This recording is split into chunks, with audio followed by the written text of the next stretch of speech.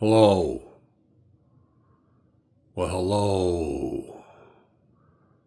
Everyone, we are going to read from the Player's Handbook, version 3.5 rules, Dungeons and Dragons, Advanced Dungeons and Dragons, written by Gary Gygax. Okay? Grab yourself your favorite drink, your favorite beverage, your favorite snack. Let's begin. Okay, let's begin. Advanced Dungeons and Dragons Player's Handbook by Gary Gygax.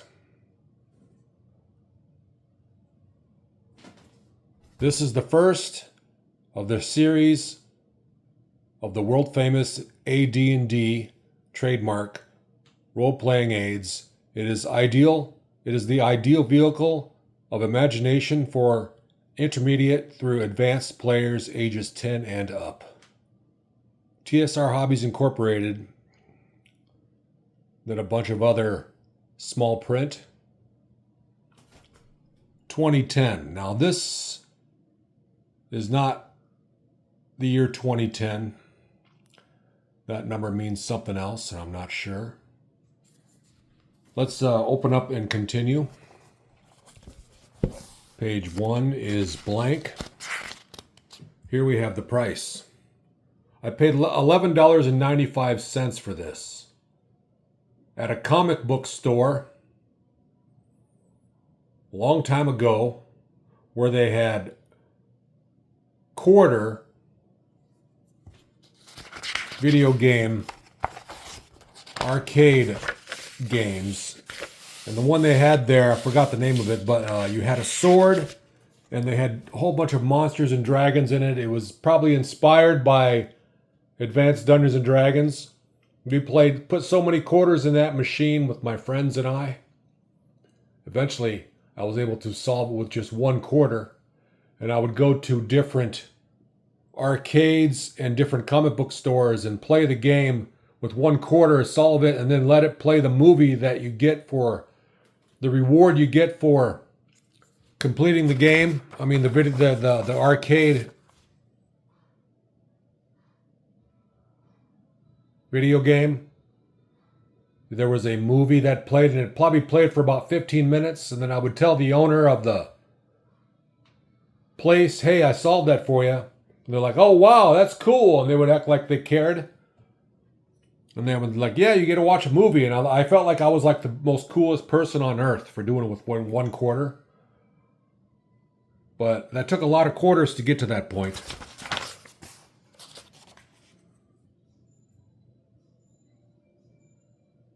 Hundreds of dollars worth of quarters to get that good. So here we've got, wow, we got the signature. That's his real first name.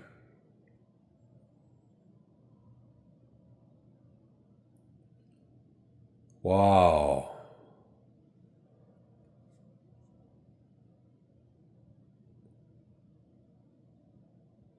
Huh. I'm not sure what that even says.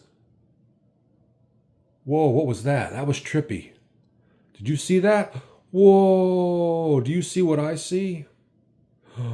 Whoa, that's wild. That's some trick effect. That was cool. Okay, let's turn the page. Is that because of the magic of this book? Have I opened up the magic of this book? By not saying the first name of Gary Gygax, I may have summoned the spirit of him, and he was probably pleased. And there we gave him a little taste of possibly the magic of this book being opened up. Here we've got some illustrations. Let me just flatten that a little bit there. Looks like we have a wizard apprentice practicing reading a book. And we have the teacher who was much more advanced and skilled, or possibly even another student, a more advanced student, I would say. Or maybe both of these students are on the same level and he just forgot his hat. Or maybe he doesn't like to wear a hat. You know, the hat kind of makes him look like he's younger, less experienced. He's got his finger in his mouth. He's not sure of what he's reading here. While as this wizard right here is like, yeah, this is how you do it. Sound effects. Here we have a wizard that has caused a warrior wearing basically, what do you call that? A kilt of some sort. Has cast possibly a banana peel on the floor. That's a pretty cool spell. Or levitation. Maybe he ate the bananas and was able to levitate them over there. Or maybe he's not. Maybe the bananas have nothing to do with the wizard's spell. Maybe he's pointing at his sword. Maybe he's about to protect himself from that guy's sword from impaling him. He's maybe going to cast like a shield spell around himself to prevent that sword from going stabbing him right through the gut. Blood and bile and intestines and poop spilling out onto the floor. Not looking good for the wizard. Prankster, your pranks are backfiring on you. And he's like, oops, I slipped on a banana peel here.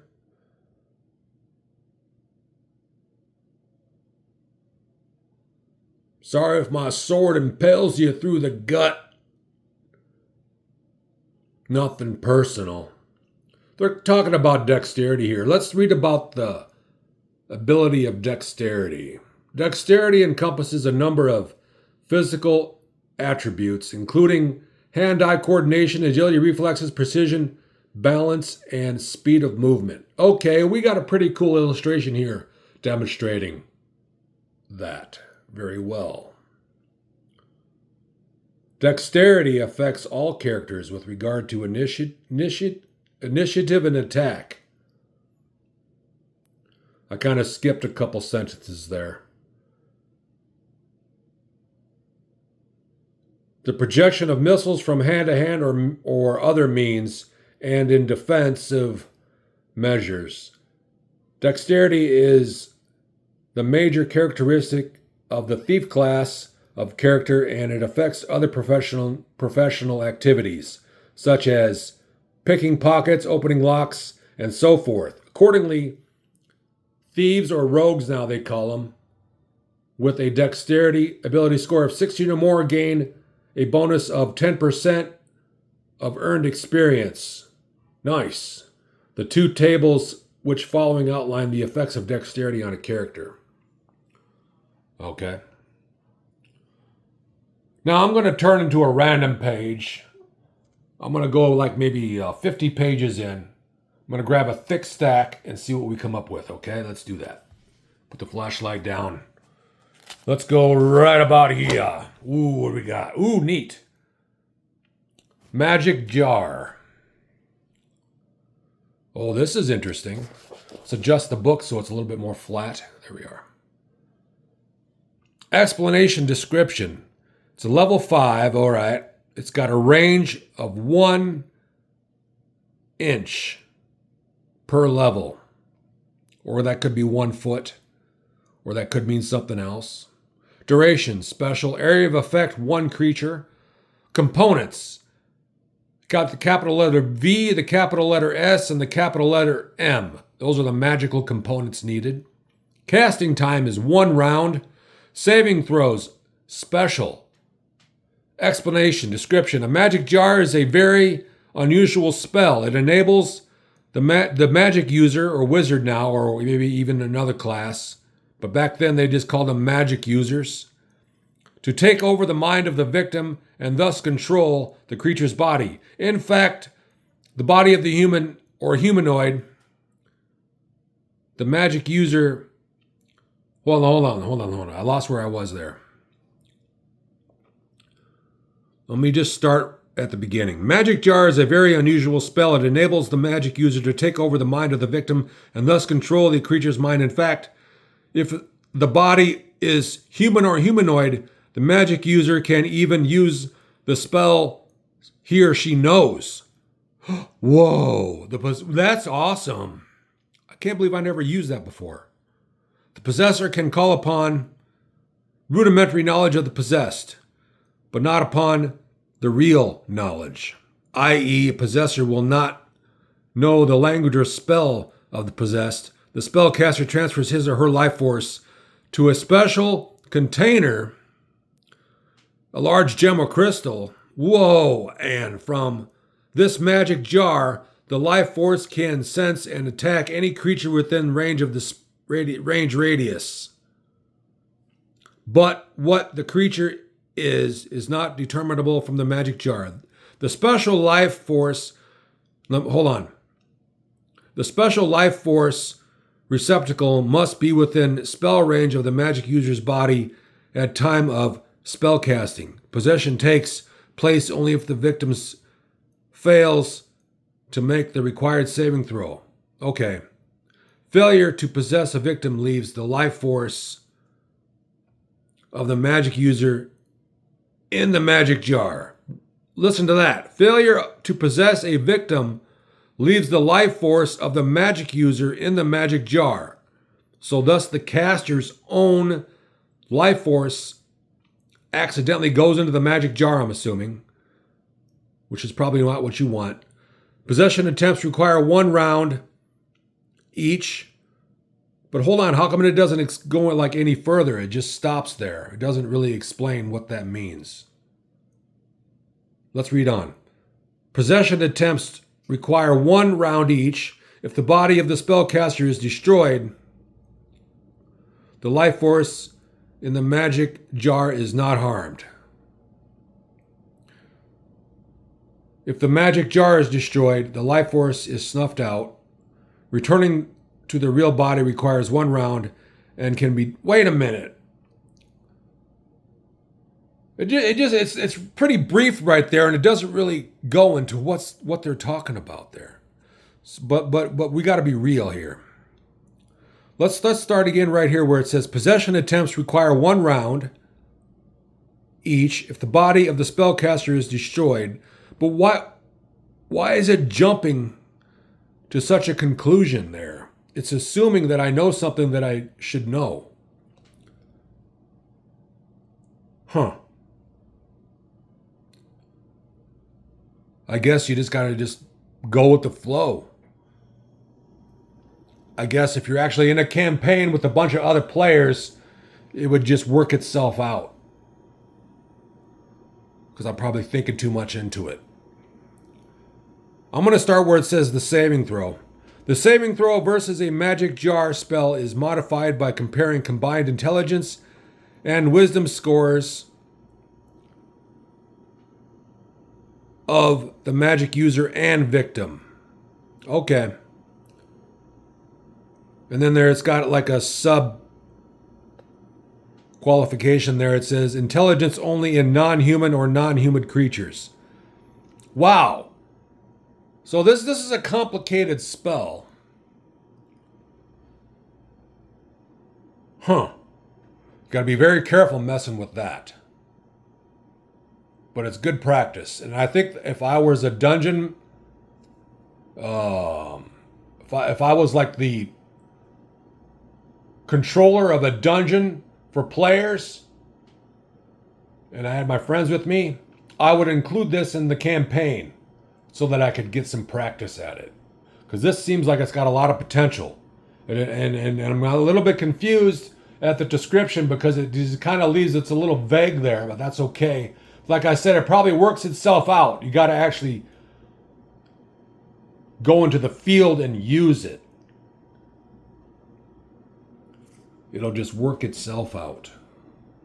All right, let's do the same thing. Grab a thick stack of pages here. Ooh, neat. Check that out. Whoa.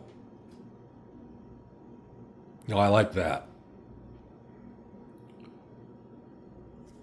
I like that. That's really cool. It's talking about poison. Poison, yeah. Poison.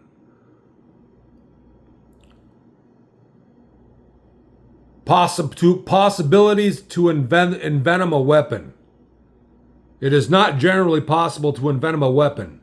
This is because the poison will not readily adhere to the blade or head of the weapon, so it's going to take a lot of practice. And I'm not going to read this because of the odd angle it is. I don't want to hurt my eyes or fumble my words too much. But as you can see, that's going to take a lot of practice. The more practice, the better. And I'm sure the more you use it, it's going to kind of cake onto the weapon and create a residue itself. And eventually it would stick the more you do it. The more you use it, the more it sticks because it creates it's got to be a little bit left there. That's going to cake on. But that's going to take a lot of attempts. A lot of practice.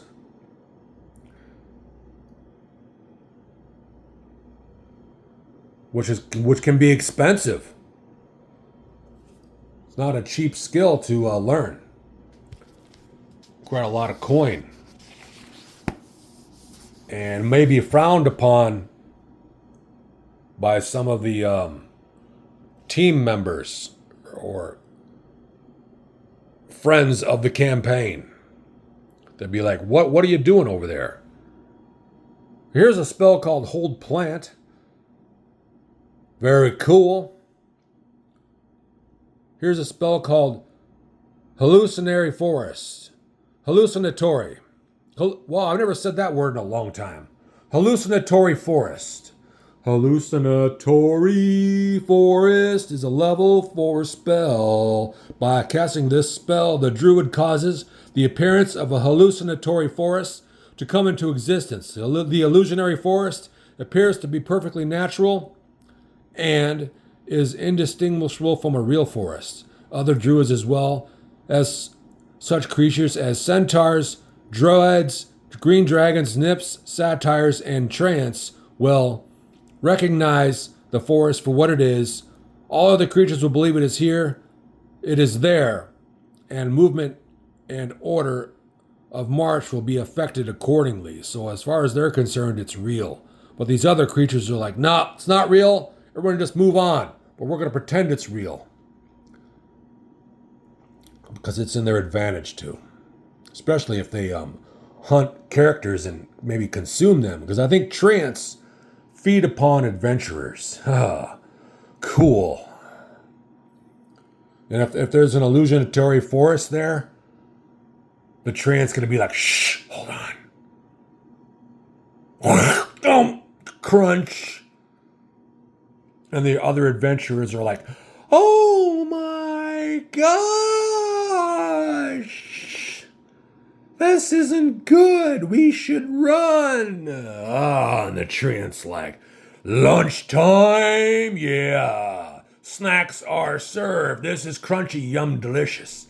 And in the meantime, the adventurers are just running on what looks to be like a normal flat plain, a field.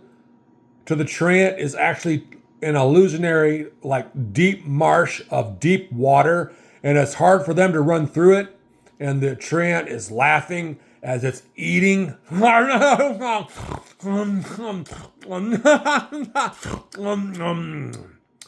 Yeah, I can see it now.